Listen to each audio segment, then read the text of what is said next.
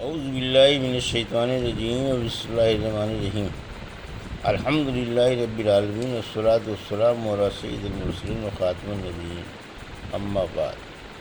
صحیح بخاری باب کتاب الصلح، حدیث نمبر 2703، اردو ترجمہ۔ دید پر صلح کرنا یعنی قصاص معاف کر کے دید پر راضی ہو جانا۔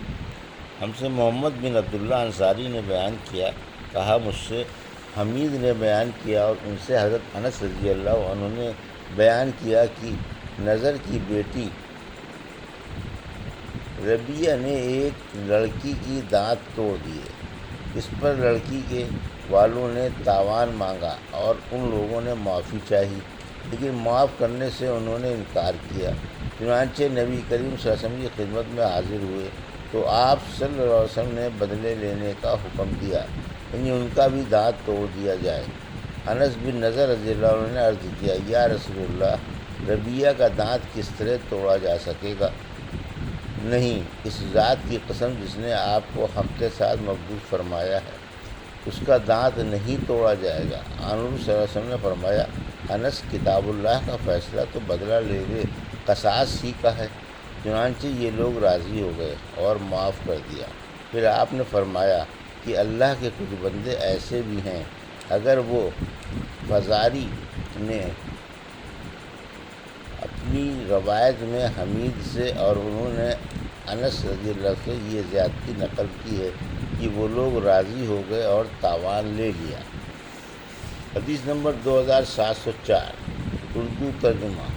حضرت حسن بن علی رضی اللہ عنہ کے متعلق نبی کریم صلی اللہ علیہ وسلم کا یہ فرمانا کہ میرا یہ بیٹا ہے، مسلمانوں کا سردار ہے، اور شاید اس کے ذریعے اللہ تعالیٰ مسلمانوں کے دو بڑے گروہوں میں صلح کرا دے۔ اور اللہ پاک کا سورہ حجرات میں یہ ارشاد ہے، پس دونوں میں صلح کرا دو۔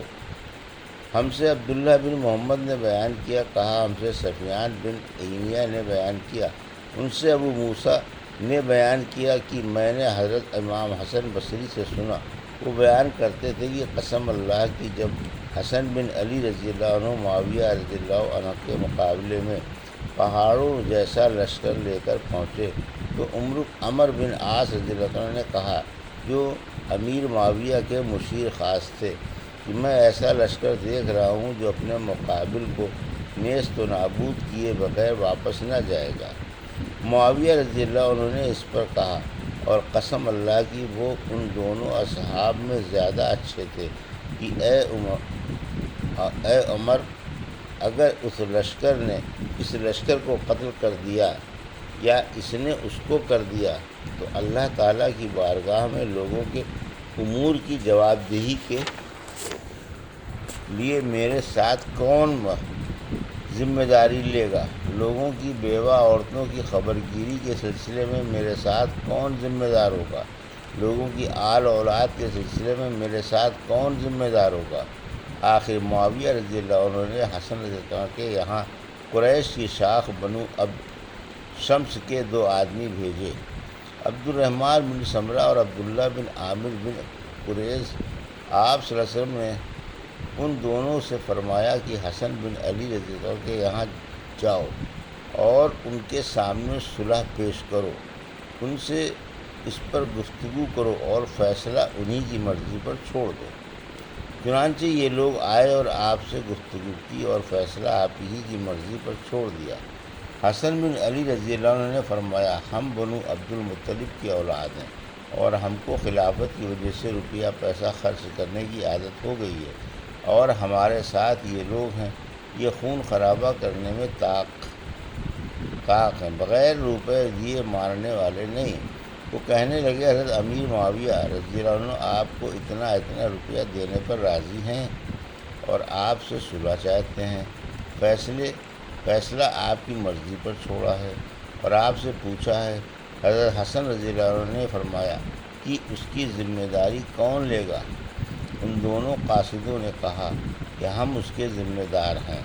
حضرت حسن نے جس چیز کے متعلق بھی پوچھا تو انہوں نے یہی کہا کہ ہم اس کے ذمہ دار ہیں۔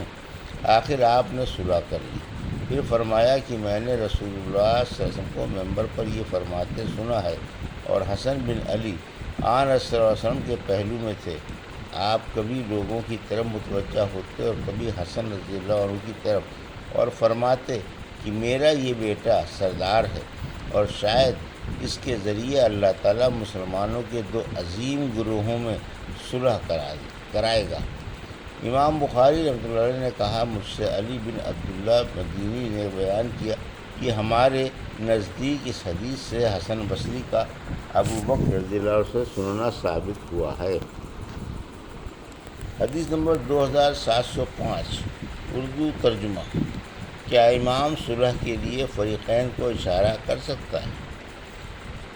ہم سے اسماعیل بن ابی اویس نے بیان کیا، کہا کہ مجھ سے میرے بھائی عبد الحمید نے بیان کیا، ان سے سلیمان بن بلال نے، ان سے ان کی والدہ عمرہ بنت عبد الرحمن نے بیان کیا کہ میں نے حضرت عائشہ رضی اللہ عنہا سے سنا، انہوں نے کہا رسول اللہ صلی اللہ علیہ وسلم نے دروازے پر دو جھگڑا کرنے والوں کی آواز سنی جو بلند ہو گئی تھی۔ واقعہ یہ تھا کہ ایک آدمی دوسرے سے قرض میں کچھ کمی کرنے اور تقاضے میں کچھ نرمی برتنے کے لیے کہہ رہا تھا، اور دوسرا کہتا تھا کہ اللہ کی قسم میں یہ نہیں کروں گا۔ آخر رسول اللہ صلی اللہ علیہ وسلم ان کے پاس گئے اور فرمایا کہ اس بات پر اللہ کی قسم کھانے والے صاحب کہاں ہیں کہ وہ ایک اچھا کام نہیں کریں گے؟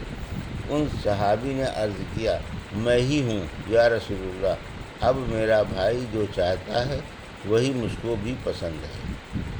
حدیث نمبر 2706 اردو ترجمہ۔ ہم سے یحییٰ بن بکیر نے بیان کیا، کہا ہم سے لیث نے بیان کیا، ان سے جعفر بن ربیعہ نے، ان سے اعرج نے بیان کیا کہ مجھ سے عبداللہ بن کعب بن مالک نے بیان کیا، اور ان سے کعب بن مالک رضی اللہ عنہ نے کہ عبداللہ بن حضرت اسلمی رضی اللہ عنہ پر ان کا قرض تھا، ان سے ملاقات ہوئی تو انہوں نے ان کا پیچھا کیا۔ آخر تکرار میں دونوں کی آواز بلند ہو گئی۔ نبی کریم صلی اللہ علیہ وسلم ادھر سے گزرے تو آپ نے فرمایا، اے کعب، اور اپنے ہاتھ سے اشارہ کیا جیسے آپ کہہ رہے ہوں کہ آدھا قرض کم کر دے۔ چنانچہ انہوں نے آدھا قرض چھوڑ دیا اور آدھا لیا۔ یہ تھی صحیح بخاری باب کتاب الصلح کی حدیث نمبر 2703 سے 2706 کا اردو ترجمہ، جو ابھی آپ نے سماعت فرمایا۔